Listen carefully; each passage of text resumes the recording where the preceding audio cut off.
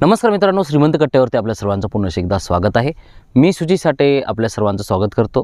कसं माहिती आहे का, मागच्या 2-3 दिवसाखाली मी एका व्यक्तीसोबत बोलत होतो मीन्स त्यांचं डिस्कशन चालू होतं आणि मी त्या ठिकाणी फक्त बसलो होतो। म्हणजे मी पण त्यांच्या बोलण्याचा पार्ट होतो, पण मी ॲज अ ऑब्झर्वर म्हणून त्या गोष्टीकडे बघत होतो। बराच वेळ डिस्कशन चाललं, एकीकडला व्यक्ती दुसऱ्या व्यक्तीवर आरोप करतोय, दुसरा व्यक्ती ह्या व्यक्तीवर आरोप करतोय आणि ते त्यांचं चालू होतं बराच वेळ आणि मीही त्याच्यामध्ये 1-2 शब्द बोलायचो, ठीक आहे, बरोबर आहे वगैरे वगैरे। पण त्या संपूर्ण चर्चेमध्ये ना मला एक गोष्ट लक्षात आली। साधारण 1-1.5 तास चर्चा चालली, पण त्या चर्चेमधला एक जो व्यक्ती होता ना, तो स्वतःची चूक मानायलाच तयार नव्हता। तो स्वतःला असं शो करत होता की मी प्रत्येक गोष्टीमध्ये परफेक्ट आहे, माझं कुठं चुकतच नाही, किंवा मी जे निर्णय घेतोय ते योग्य आहेत आणि मी परफेक्ट आहे, माझ्याकडून काय चुकीचं घडलं नाही, मी काय बदलणार नाही। आणि ह्या गोष्टीमुळे समोरचा व्यक्ती थोडासा नाराज होत होता। त्याला वाटायचं की समोरच्या व्यक्तीने ॲक्सेप्ट करावं की मी चुकतोय, माझं चुकलं। पण हा जो व्यक्ती होता ना, ह्या व्यक्तीला अजिबात असं वाटत नव्हतं। इनफॅक्ट तो प्रत्येक ठिकाणी स्वतःला डिफेंड करायचा, मी हे करतोय, मी ते करतोय, माझं असं आहे, माझं तसं आहे वगैरे वगैरे सगळ्या गोष्टी। आणि संपूर्ण डिस्कशन चालू असताना मी फक्त त्या गोष्टीकडे बघत होतो। मला माहीत होतं नेमकं कुठं चुकालं आहे, सगळ्या गोष्टी व्हायल्यात, पण मी मध्ये नाही बोललो। कारण कसं असतं माहिती आहे का, जोपर्यंत व्यक्ती स्वतःला ॲक्सेप्ट करत नाही की माझं हे चुकतं आहे, तोपर्यंत तो बदलण्याच्या मार्गाकडे जात नाही। म्हणजे जो व्यक्ती स्वतःला असं समजत असेल की मी जे करतो ते परफेक्टच आहे किंवा माझं चुकतच नाही, तो व्यक्ती बदलणार कसा? त्याच्यामध्ये बदलण्याची गुंजाईशच राहत नाही। बदल तेव्हा होत असतो ज्यावेळेस व्यक्ती स्वतःला ॲक्सेप्ट करतो की हा माझ्यामध्ये ही गोष्ट लॅक आहे। पण जर व्यक्ती स्वतःलाच खूप परफेक्ट समजत असेल किंवा त्याला वाटतच नसेल की माझ्यामध्ये काही चुका आहेत, तर मग तो कधी बदलत नाही आणि तो कधी शिकत नाही आयुष्यामध्ये, आणि तो कधी ग्रो करत नाही। तो आहे तसाच राहतो आणि स्वतःचं जे आयुष्य आहे तेच बरोबर आहे असं त्याला वाटायला लागतं आणि त्याच्यामुळे त्याचे रिलेशन खराब होतात। पण खऱ्या बुद्धिमान किंवा जिवंत माणसाचं लक्षण काय असतं माहिती आहे का, तो सतत स्वतःच्या चुका आयडेंटिफाय करत असतो, सतत स्वतःला बेटर बनवत असतो, छोट्या छोट्या चुकांमधून सुद्धा तो शिकत असतो। आणि पहिली त्याच्यामध्ये सगळ्यात मोठी क्वालिटी असते की तो ॲक्सेप्ट करत असतो की हां ठीक आहे, मी पण चुकू शकतो, माझ्याकडून पण चूक झाली असेल। पण जर आपण ॲक्सेप्टच करत नसू की माझ्याकडून काहीतरी चुकतंय, तर मग आपण कधी बदलत नाही आयुष्यामध्ये।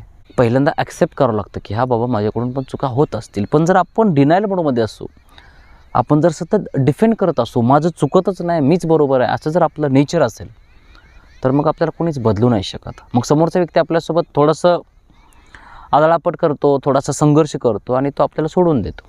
तो आपल्याला कधी बदलण्याच्या भानगडीत जात नाही किंवा तो आपल्याजवळ येत नाही आणि आपल्यामधलं जे बॉन्डिंग असतं ना, ते हळूहळू कमी व्हायला लागतं। पण जो व्यक्ती सतत स्वतःला बदलत राहतो, स्वतःच्या चुका ॲक्सेप्ट करत राहतो, त्याच्यावरती प्रेम वाढायला लागतं, त्याच्याजवळ जाऊ वाटतं, त्याच्याशी बोलू वाटतं आणि अशी लोक शांत होतात। पण जो व्यक्ती चुका मान्यच करायला तयार नाही किंवा त्याला त्याच्यातल्या चुकाच दिसत नसतील, तर त्याला बदलणं खूप कठीण जातं किंवा अशी लोक कधी बदलत नसतात। आणि ह्या जगामधला कुठलाच व्यक्ती परफेक्ट नसतो।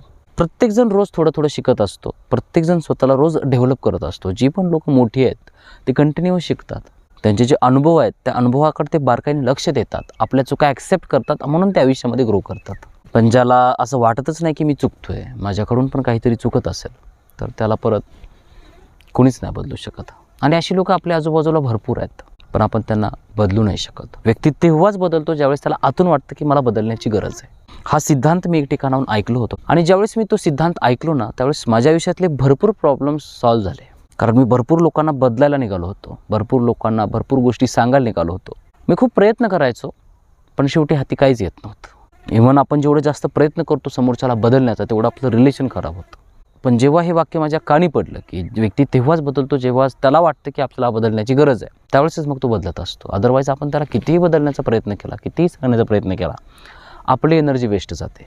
त्याच्यामुळे अशा लोकांना फक्त ऐकायचं, समजून घ्यायचं। जर त्याच्यामध्ये ती बदल करण्याची तयारी असेल तरच आपण त्याला मार्गदर्शन करायचं, तरच त्याला आपण गोष्टी सांगायच्या। अदरवाईज त्याला आहे तसं राहू द्यायचं। एखाद्या व्यक्तीला आपण बळच उपचार नाही करू शकत। जर त्याला त्याच्या आजाराचं ज्ञान असेल आणि जर तो स्वतःहून डॉक्टरकडे आला असेल, तरच डॉक्टर त्याच्यावर उपचार करतात। नाहीतर डॉक्टरला पेशंट्स भरपूर दिसत असतात, पण डॉक्टर कुणाकडे जात नाही, कारण त्याची व्हॅल्यू नाही राहत। तसंच आपण पण आयुष्यामध्ये वागायचं।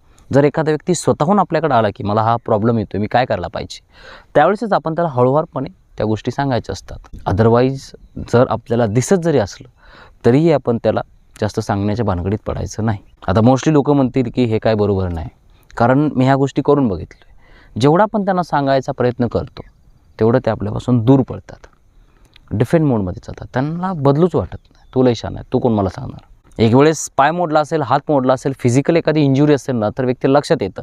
पण जे सायकोलॉजिकल ज्या डिसऑर्डर्स आहेत, माणसाच्या ज्या चुकीच्या विचार करण्याच्या पद्धती आहेत ना, त्या व्यक्तीला माहीत नसतात. त्याच्यामुळे त्याला ते समजावून सांगणं आणि ते त्याला पहिल्यांदा रिअलाईज होणं हे खूप कठीण काम आहे. आणि जरी व्यक्तीला कळालं तरी तो ॲक्सेप्ट नाही करत. लगेच तो डिफेंड मोडमध्ये जातो, लगेच त्याची कारणं द्यायला लागतो. मी तसा नाहीच हे प्रूव्ह करायला लागतो. आणि जेवढं तो हे करायला लागतो ना, तेवढंच तो ग्रोथपासून लांब राहतो.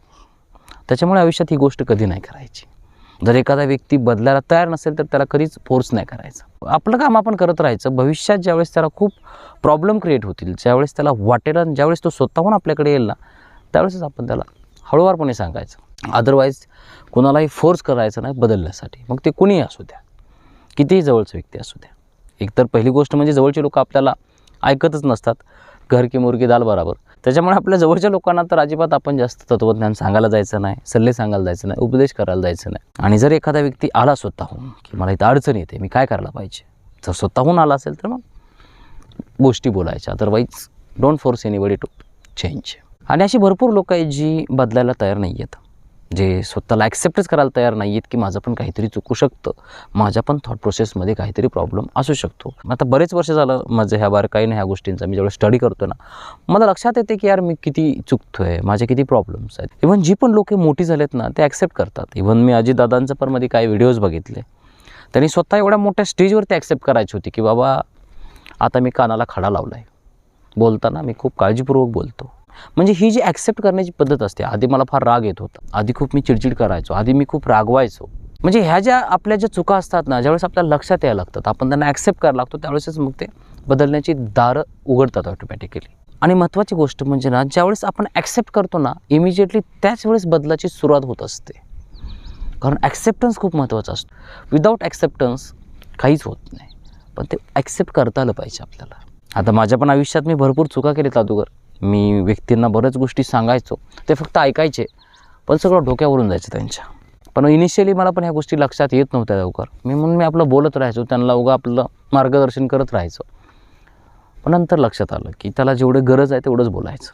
गरज आहे का नाही आपल्याला कळालं पाहिजे. जर गरज असेल तरच बोलायचं. जर तो डिनायल मोडमध्ये असेल किंवा ॲक्सेप्टन्सच त्याच्यामध्ये नसेल तर कधीच नाही त्याला सांगायला जायचं. आणि एवढं जर आपल्या आयुष्यामध्ये आपण शिकलो तर आपण आपल्या आयुष्यामध्ये खूप ग्रो करू शकतो. त्याच्यामुळे आयुष्यामध्ये ना पहिल्यांदा ॲक्सेप्ट करायला शिका. मी काय परफेक्ट नाही आहे, मी काय देव नाही आहे, माझ्याकडून पण चुका होतात, ही आपली थॉट प्रोसेस असली पाहिजे. मी पण चुकू शकतो, ही शक्यता कुठेतरी आपल्यासोबत सतत असली पाहिजे. आणि त्या चुकांमधून आपण शिकायचं असतं, त्या चुकांना ॲक्सेप्ट करायचं असतं, त्या चुकातून समजून घ्यायचं असतं, शिकायचं असतं आणि ग्रो करायचं असतं. ग्रो म्हणजे काय, पैसा कमवणं, खूप मोठी संपत्ती कमवणं म्हणजे सक्सेस नाही आहे. आपण इंटरनली इव्हॉल्व झालं पाहिजे, आपली समज डेव्हलप झाली पाहिजे, आपण शांत होत गेलं पाहिजे, आपल्या स्वभावामधले दोष बाहेर गेले पाहिजेत. आणि ज्यावेळेस आपण असं निखळ व्हायला लागतो, पवित्र व्हायला लागतो ना, त्यावेळेस मग आपल्याला आयुष्याचा खरा आनंद मिळायला लागतो. पण जेवढं आपण ॲक्सेप्ट करण्यापासून दूर पळतो ना, तेवढं मग आपल्या आयुष्यामध्ये दुःख राहतं. आपण कधी ग्रो नाही करत, आपण कधी निखळ नाही होत, पवित्र नाहीत होत. आयुष्यभर दुःख आपल्याला सोडत नाही, आपली समज डेव्हलप होत नाही, आपल्याला काही शिकायला मिळत नाही. मूर्खासारखं जगतो, मूर्खांसोबत गप्पा मारतो आणि तसंच मग आपलं आयुष्याकडलं जातं. आयुष्याचा जो खरा आनंद आहे किंवा जी खरी पीस आहे ती आपण कधी एक्सपिरियन्स नाही करत. त्याच्यामुळे ना आयुष्यामध्ये ह्या गोष्टी समजून घ्या आणि मग ॲक्ट करा. ज्या पण लोकांनी आयुष्यामध्ये क्रांती घडवली नाही त्यांनी पहिल्यांदा ॲक्सेप्ट केलं आहे की बाबा प्रॉब्लेम आहे. आणि ज्यावेळेस त्यांना लक्षात येतं की प्रॉब्लेम आहे, मग त्या प्रॉब्लेमचं सोल्युशन ते हुडकत असतात. पण जर त्यांना प्रॉब्लेमच नाही कळाला किंवा प्रॉब्लेम आहे हे ॲक्सेप्टच नाही केलं तर मग त्याचं सोल्युशन कधीच नाही निघणार, कधीच नाही निघणार. आपण फक्त सफर करत जातो, आयुष्यभर दुःखी राहतो आणि लोकांकडे बोटं करत जातो. पण ही वृत्ती जी असते ना ती आपल्याला दुःख देऊन जाते. त्याच्यामुळे ह्या गोष्टी समजून घ्या, एवढं सांगू इच्छितो. आय होप की आज माझ्याकडून तुम्हाला बऱ्यापैकी ऐकायला मिळालं असेल. जर व्हिडिओ आवडला असेल तर व्हिडिओ लाईक करा, शेअर करा. तुमच्या जर काही प्रतिक्रिया असतील तर त्या देखील मला कमेंट बॉक्समध्ये नक्की सांगा. Thank you so much for watching this video. God bless you. Bye.